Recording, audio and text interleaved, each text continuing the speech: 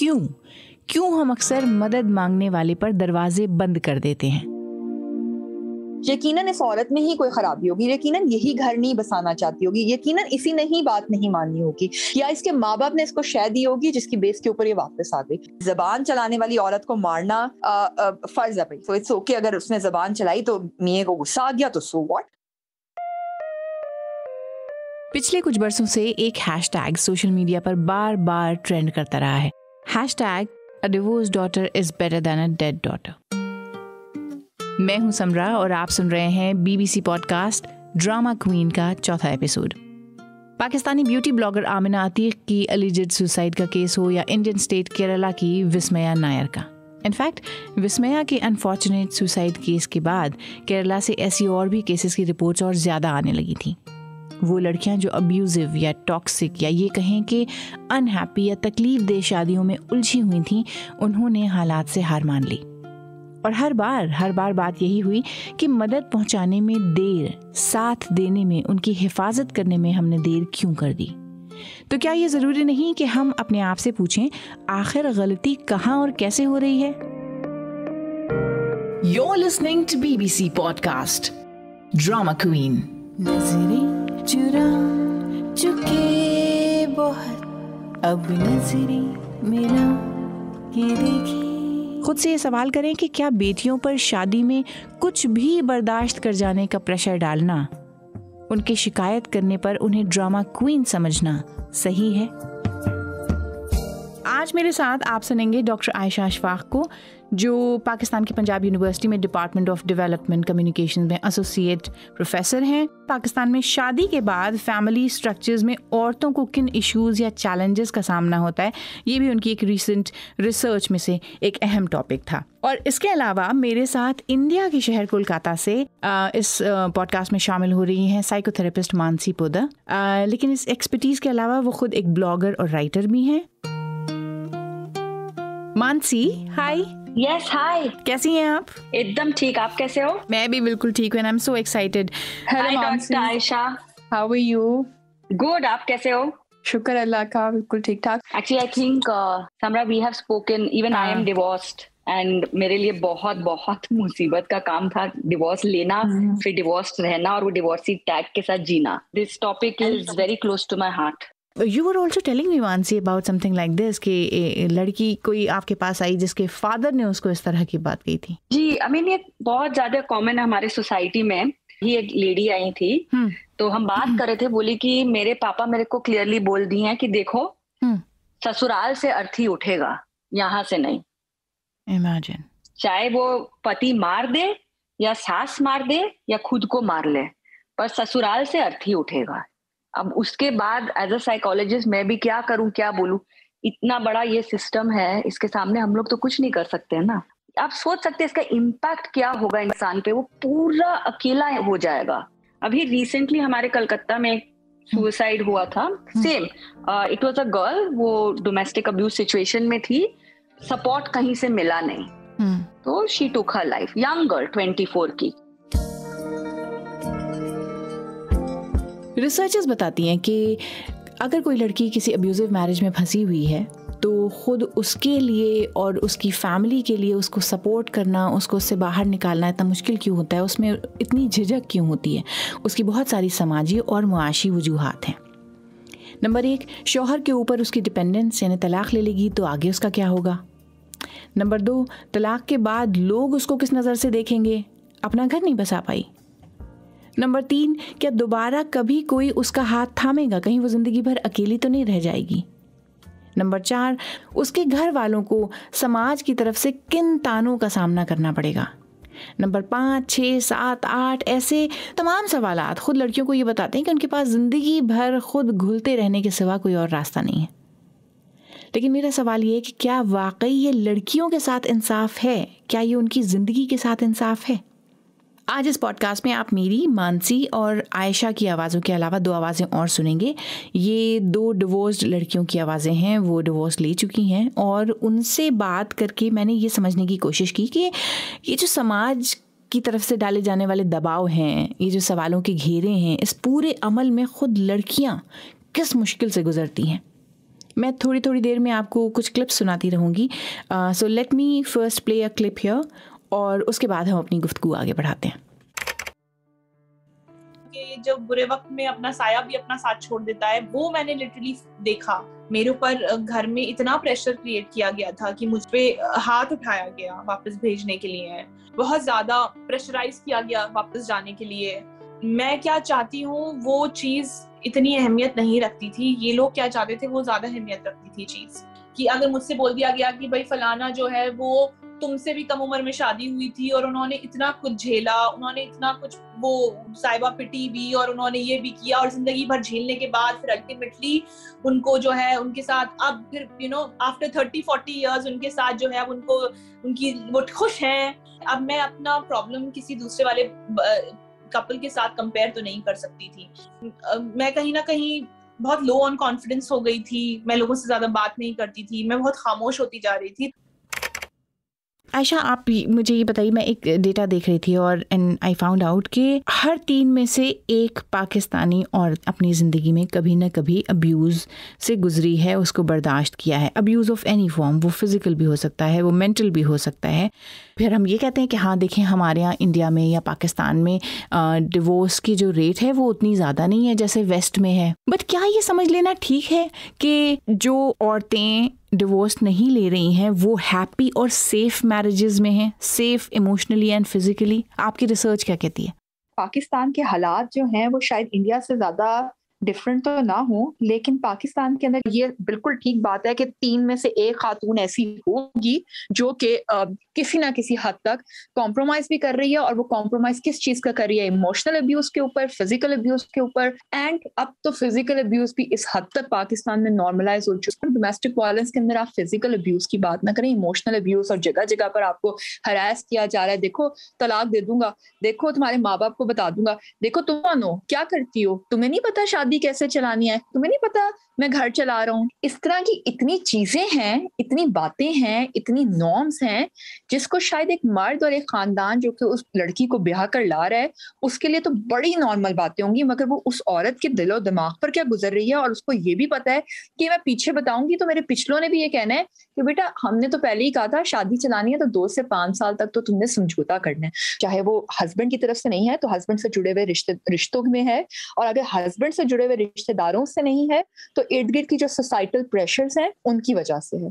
ये एक बड़ा स्लैंग है पाकिस्तानी फैमिलीज के अंदर कि अपने आप को तो मार के ही शादी चलानी है. और अगर नहीं मारोगी तो फिर तो तुम कैसी औरत हो कि तुम घर नहीं बसा पाई? एग्जैक्टली. मैं यहाँ पर अपनी ही एक रिसर्च का हवाला देना चाहूंगी. उसमें मैंने अपनी perfect women and imperfect women को डिस्क्राइब किया था, और पाकिस्तान के अंदर मैंने ये रिसर्च की थी कि पाकिस्तान में एक परफेक्ट खातून कौन सी है. वो खातून जो कि शदीद डिप्रेशन का शिकार है, कि हस्बैंड उसको क्या इजाजत दे रहा और क्या नहीं दे रहा, उसके इन लॉज उसको किस हद तक इज्जत दे रहे हैं और किस हद तक इज्जत नहीं दे रहे, उसकी क्या स्टैंडिंग्स हैं अपने फ्यूचर वाला जो मैरिड घर है उसके अंदर, और उसके बाद वो क्या क्या बर्दाश्त कर रही है, लिमिटलेस बर्दाश्त कर रही है ना. तो वो पाकिस्तान की सबसे खुशहाल, पाकिस्तान की सबसे ब्लेस्ड और पाकिस्तान की सबसे परफेक्ट वुमन. और ये मैं ऑब्जर्वेशन की बेस पे नहीं कह रही है, मैंने बाकायदा रिसर्च की हुई है और मेरी ये पब्लिश रिसर्च है.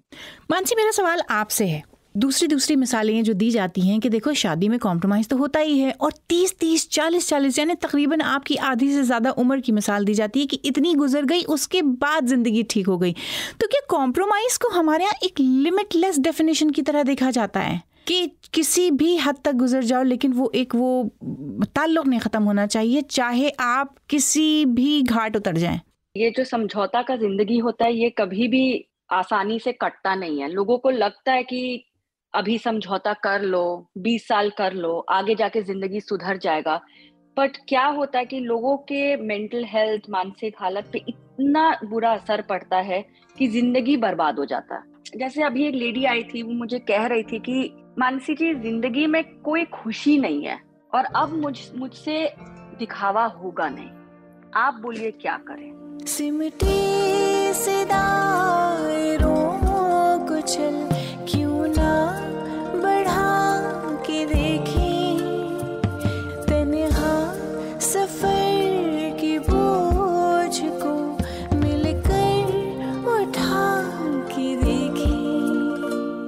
ड्रामा क्वीन के इस एपिसोड में हम इसी सवाल के जवाब ढूंढ रहे हैं कि कॉम्प्रोमाइज़ या समझौते के नाम पर कहीं हम अपने इर्द गिर्द लड़कियों को, लड़कों को अब्यूज़ या अत्याचार या तशद्दुद बर्दाश्त करने पर मजबूर तो नहीं कर रहे हैं। कहीं हम उन्हें इतना मजबूर तो नहीं कर रहे हैं कि वो आपकी नाक बचाने के लिए और समाज में एक अच्छी लड़की और अच्छा लड़का कहलाने के लिए खुद को दांव पर लगा दें।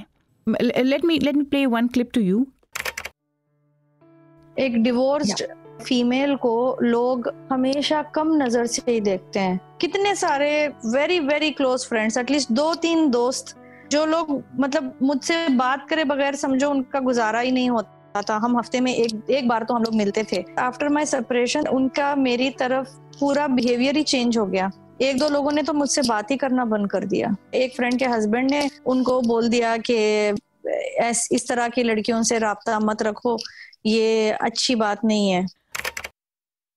अच्छा मानसी, मैं इसको सुनकर मैं ये सोच रही थी कि एक्चुअली ये बहुत आम है कि डिवोर्स लेने वाली या डिवोर्स्ड औरतों के अराउंड इस तरह का एक स्टिग्मा बुनना, और वो इस ख्याल से किया जाता है ताकि और लड़कियां मोटिवेट ना हो ये करने के लिए, उन्हें ना लगे कि ये ठीक है। आप इसको जो है एक ट्रेंड नहीं बनाना चाहते हैं। But then I thought कि is anyone thinking about कि इन सब बातों का उस एक इंसान पर क्या असर पड़ रहा है, वो जो इनविजिबल इम्पैक्ट्स हैं उस इंसान पे। जो पहली बात तो ये है कि जो ऑलरेडी एक मुश्किल जर्नी से गुजर रहा है डिवोर्स के या बैड रिलेशनशिप के या अब्यूजिव मैरिज के, और उसके बाद जब उसे अच्छे और बुरे की उस कैटेगरी में भी जब फंसा दिया जाए तो आप कितनी उसके लिए मुश्किल पैदा कर देते हैं। बहुत ज्यादा। हम तो ये हमारे ऑफिस में देखते रहते हैं कि उनका mental health problems, depression, borderline personality, bipolar, ये सब का डायग्नोसिस मिलता है। कई औरतों को दवा पे डाला जाता है और उनके फ्रेंडशिप्स भी कम हो जाते हैं, जैसे हम लोग क्लिप में सुने। मैरिड लोग, शादीशुदा लोग जो हैं वो बोलते हैं कि सिंगल औरत के साथ घूमना नहीं है।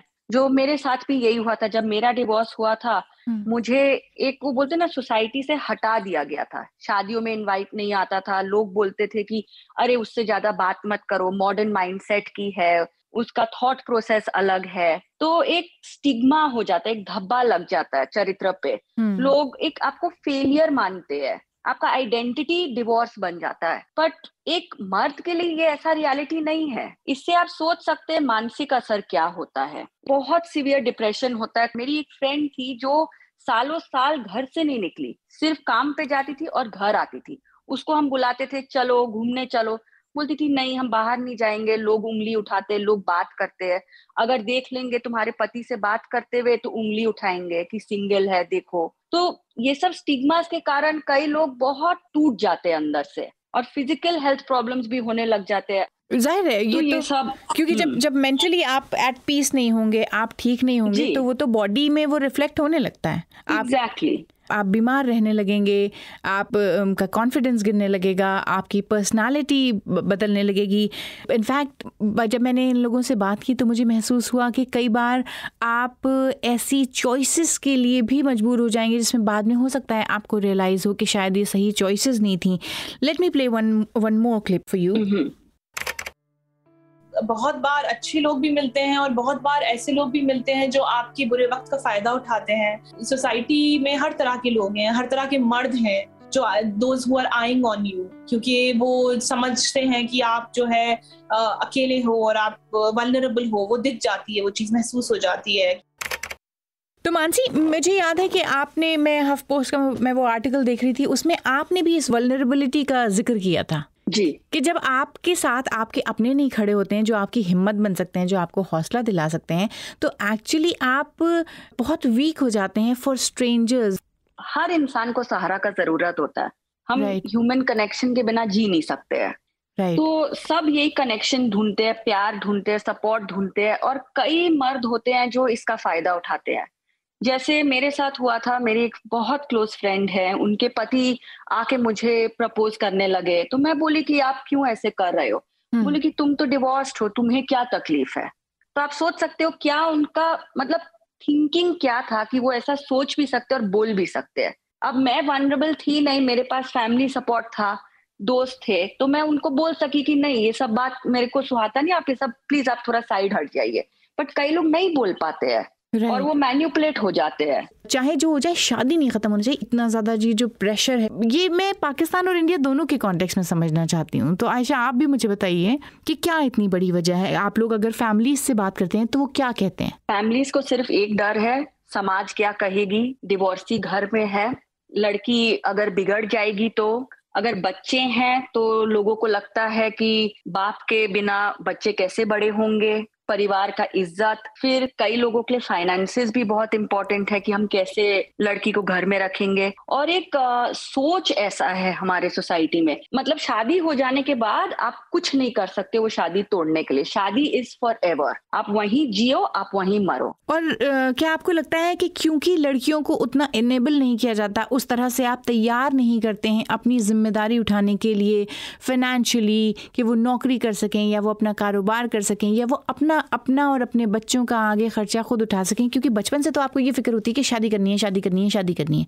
लेकिन अगर गॉड फॉरबिड, अगर फॉर सम रीज़न वो शादी ठीक नहीं निकलती है या ज़िंदगी उससे ख़राब होने लगती है, तो आप उसके लिए ये रास्ता भी नहीं तैयार रखते हैं कि वो वापस अपने पाँव पर खड़ी होकर अपनी जिम्मेदारी उठा सके। तो इस तरह के भी प्रेशर्स होते हैं कि हाँ, लेकिन फिर तुम्हारा होगा क्या आगे, तुम्हारा क्या होगा? क्योंकि तुम तो निर्भर होने वाली हो, तुम डिपेंड होने वाली हो हम पे। एग्जैक्टली, लड़की तो आत्मनिर्भर है नहीं। और क्या होता है कि शादी के बाद कई लड़कियों को अपना जॉब भी देना पड़ता है, उन लोग को अलाउ नहीं होता है कि आप जॉब नहीं कर सकते हो, घर के बाहर नहीं जा सकते हो। तो वो एक उनके लिए हैंडीकैप हो जाता है कि अगर डिवोर्स चाहिए तो वर्कफोर्स में हम वापस कैसे जाए अगर 10 साल काम नहीं किए हैं। मतलब माँ बाप घर बेच देते हैं, गहना बेच देते हैं लड़की का शादी कराने। तो अगर शादी चले नहीं, वो लड़की के ऊपर प्रेशर आता है कि मम्मी पापा इतना कुछ मेरे लिए किए हैं, हम वापस कैसे जाए। आयशा, पाकिस्तान में क्या हाल है?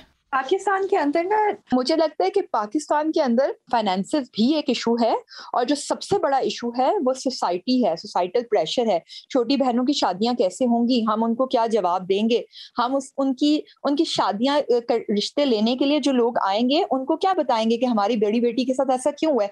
क्योंकि पाकिस्तान के अंदर आज भी एक डिवोर्स्ड वुमेन, जो डिवोर्स्ड कपल है ना, उसके अंदर जो बीवी है उसकी ज्यादा गलती समझी जाती है कि अगर बीवी थोड़ा सा कॉम्प्रोमाइज कर लेती या झुक जाती तो शायद ये शादी चल जाती। यकीनन इस औरत में ही कोई खराबी होगी, यकीनन यही घर नहीं बसाना चाहती होगी, यकीनन इसी ने ही बात नहीं मानी होगी, या इसके माँ बाप ने इसको शय दी होगी जिसकी बेस के ऊपर ये वापस आ गई। और अगर ये ऐसी है तो इसकी छोटी बहनें कैसी होंगी, और अगर ये 2 बहनें और इनकी एक शादी नहीं चल सकी तो दूसरी कैसे चलाएगी, क्योंकि बड़ी वाली तो उसको शायद कुछ और देगी। That's so true। और मैं अभी जब आप ये बातें कर रही थी तो मैं यही सोच रही थी कि एक्चुअली हमारे यहाँ ये ट्रेनिंग कितनी स्ट्रांग है कि खुश हो या ना हो, लेकिन खुश होने की एक्टिंग करते रहो, एक्टिंग करते रहो कि सब ठीक है, एक्टिंग करते रहो कि मैं खुश हूँ और उफ ना करो। मानसी, जब हम अपनी रियलिटी की अगेंस्ट ऑपरेट कर रहे होते हैं इस तरह से, ठीक है, 1 दिन 2 दिन 3 दिन, लेकिन अगर फॉर ईयर बरसों तक अगर वही पैटर्न रहता है हमारे लिए,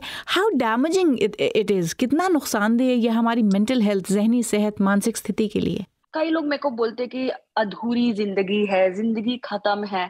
आई want to go back to being that girl that I was. कितनी मैं केयरफ्री थी, खुश थी। एक वो बहुत समझौता वाला जिंदगी हो जाता है, बहुत डिप्रेशन होता है लोगों को। कई लोग बोलते कि रस निकल गया है जिंदगी से।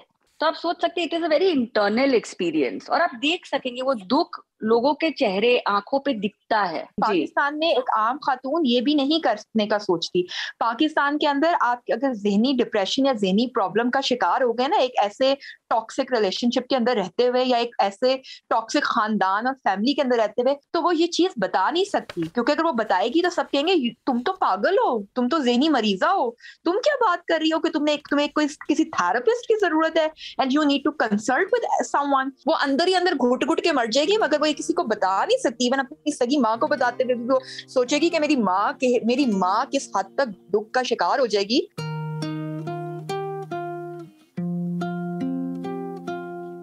कोई ऐसा ताल्लुक, कोई ऐसा रिश्ता जिसमें आप अपनी जिंदगी दांव पर लगा रहे हैं और बहुत मुश्किल में हैं, उससे निकलना अपनी हिफाजत की तरह देखा जाना चाहिए। हालांकि ऐसा होता नहीं है। बाज़ मामलों में न कोई और आपकी मदद करने आता है, न आपको खुद अपनी मदद करने दिया जाता है। इंडिया के नेशनल क्राइम ब्यूरो की तरफ से जारी किए जाने वाले आदाद-ओ-शुमार के मुताबिक सन 2020 में इंडिया की 22,372 हाउसवाइफ्स यानी घर पर रहने वाली ख़वातीन ने खुद अपने ही हाथों अपनी जान ले ली। यानी हर रोज़ एक सेट, या यूं कहिए कि हर 25वें मिनट पर एक औरत ने खुदकुशी की।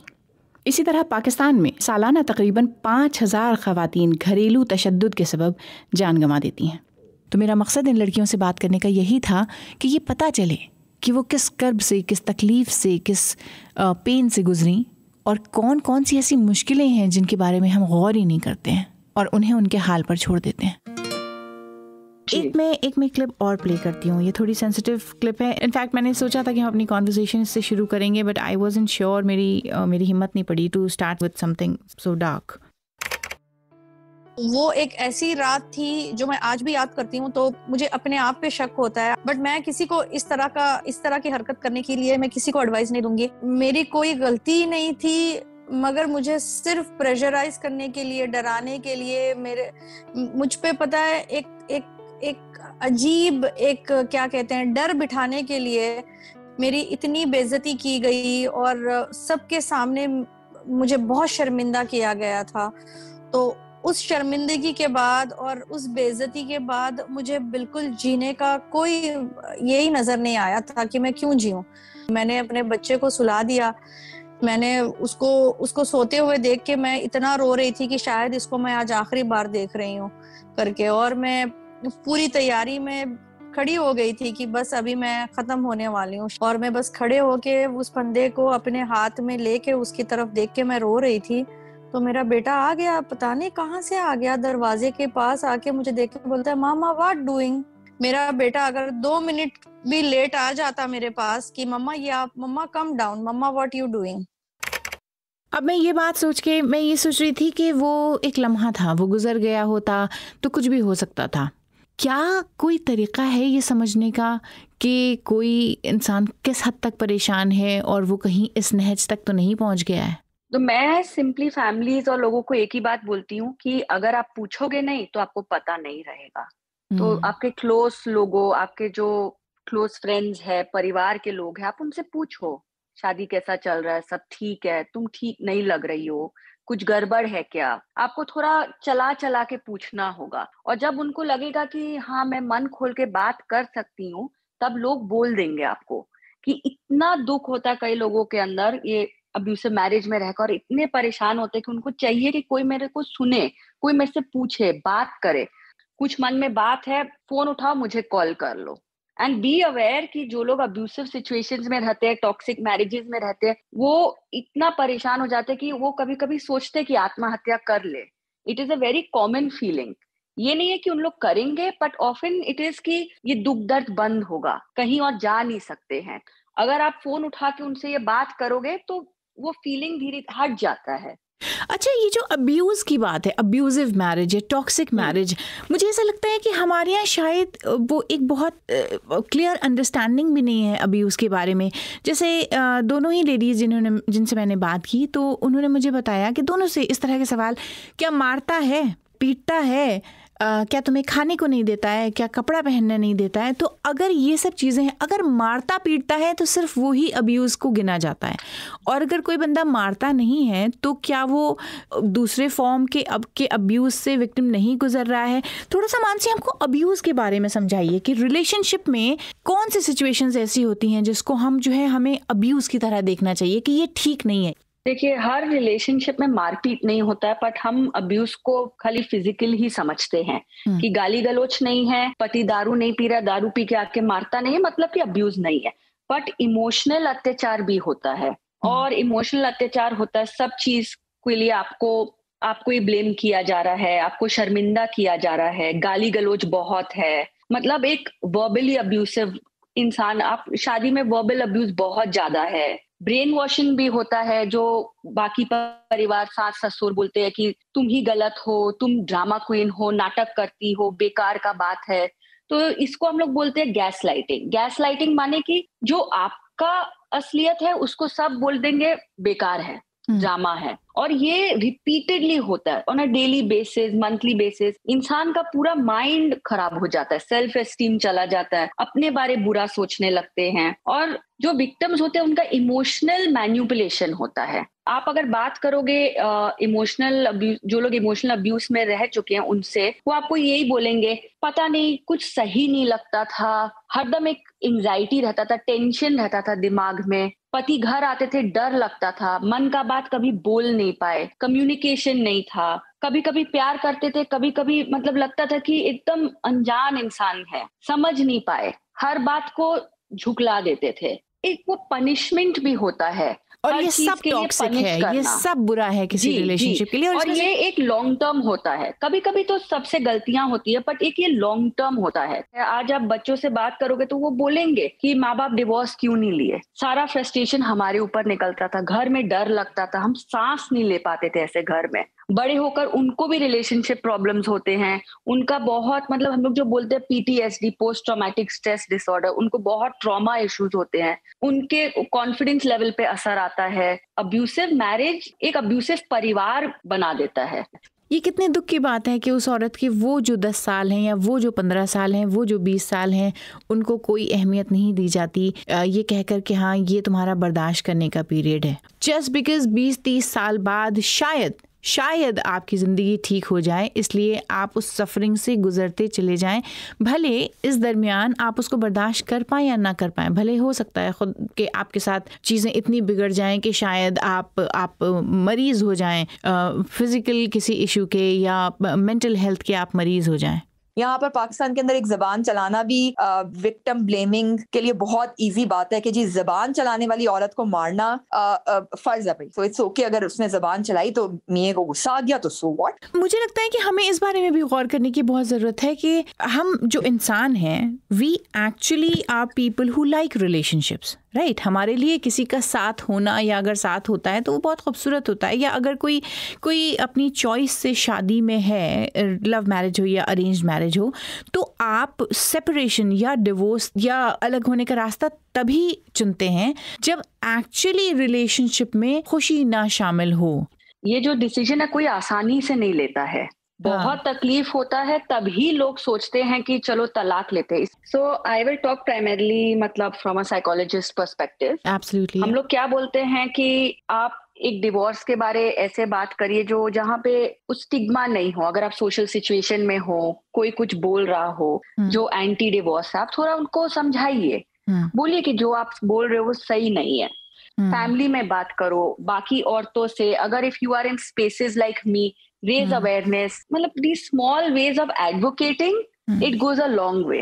और सुनना शुरू करें। तो मेरे फ्रेंड सर्कल में कई लोग होते हैं जो बोलेंगे अरे डिवोर्सी है, तो मैं उसी समय बोलती हूँ तो मतलब ये कोई तरीका है बात करने का? आप कभी सोचो कि उसके ऊपर क्या गुजर रहा है कि वो डिवोर्स ली है? तो यानी कि इस बारे में बात करने की ज़रूरत है कि एक्चुअली जो इंसान उस ऐसी सिचुएशन से गुजर रहा है, वो एक मुश्किल दौर से गुजर रहा है। You have to be sensitive towards the person, क्योंकि कोई भी अपने आप को जानबूझकर एक मुश्किल सिचुएशन में नहीं लाया है, और अगर कोई है मुश्किल सिचुएशन में तो ये उसकी मजबूरी है। We have to be sensitive and we have to understand कि हमें उनके लिए आसानी पैदा करनी है, उनकी मुश्किलों को हमें कम करना है। जिस दिन हम ये समझ जाएंगे उस दिन हम ये भी महसूस करना शुरू कर देंगे कि एक्चुअली अगर हमने इसकी मदद नहीं की तो इसकी जिंदगी को, इसकी वेलबींग को, इसकी हेल्थ को, इसकी सुकून को, इसकी खुशी को खतरा है। And that is when we will probably say yes to moving forward and helping them.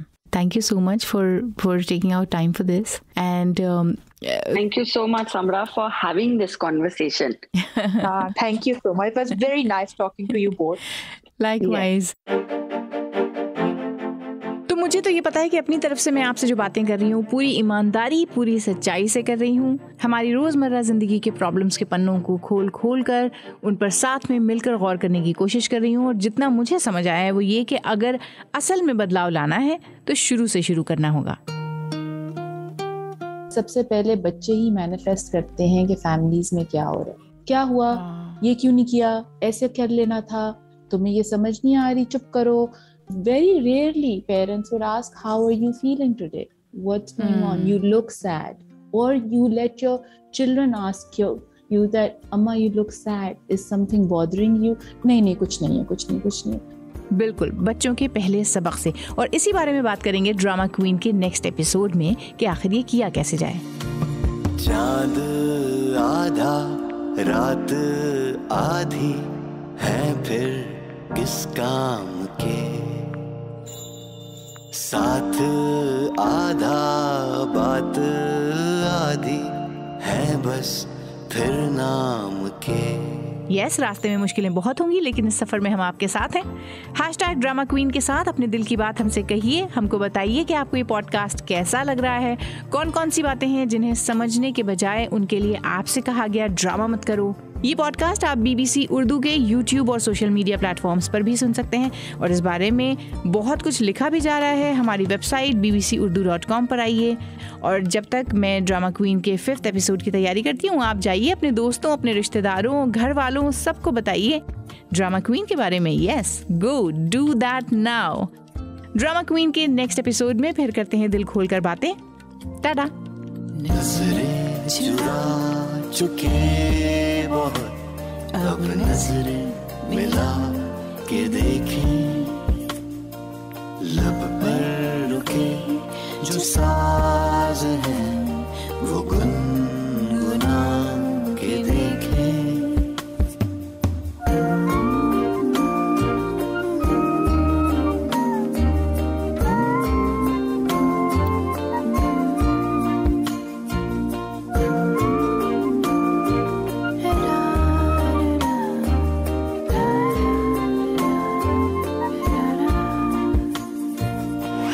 BBC